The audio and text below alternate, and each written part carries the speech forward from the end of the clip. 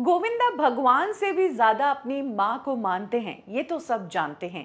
लेकिन गोविंदा की माँ की स्टोरी कोई नहीं जानता है। गोविंदा की मदर के बारे में कम ही लोग जानते हैं कि उनकी मदर एक मुस्लिम बैकग्राउंड से आती है। शादी के बाद वो हिंदू बन गई और गोविंदा के होने के बाद वो साध्वी बन गई।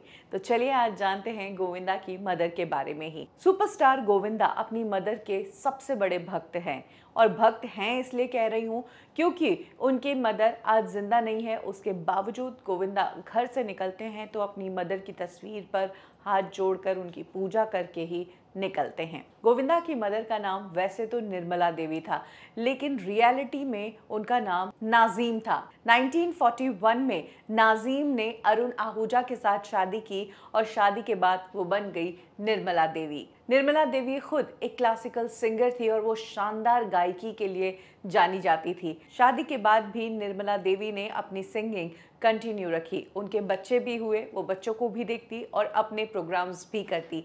लेकिन जब गोविंदा आए तो निर्मला देवी ने एक ऐसा डिसीजन लिया जिसने गोविंदा के माता और पिता के बीच काफी टेंशन खड़ी कर दी। निर्मला देवी के पेट में जब गोविंदा थे तभी उन्होंने डिसाइड कर लिया था कि वो अब एक साध्वी वाली जिंदगी जिएगी। वो लव रिलेशनशिप या फिजिकल रिलेशनशिप बिल्कुल नहीं रखेगी। इस कारण निर्मला देवी और अरुण आहूजा जो गोविंदा के पिता थे उनके बीच काफ़ी प्रॉब्लम्स हुई। इनफैक्ट गोविंदा ने कुछ इंटरव्यूज़ में ये भी खुलासा किया था कि उनके पिता उनसे नफरत करते थे, उन्हें गोद में तक नहीं लेते थे, क्योंकि जब गोविंदा पैदा होने वाले थे तभी माँ पिता से दूर हो गई, वो साध्वी बन गई। गोविंदा की फैमिली में उनकी मदर, उनके फादर और उनका भाई कृति कुमार और इसके अलावा उनकी बहन कामिनी खन्ना और पुष्पा भी थे। गोविंदा अपने परिवार के बेहद करीबी रहे।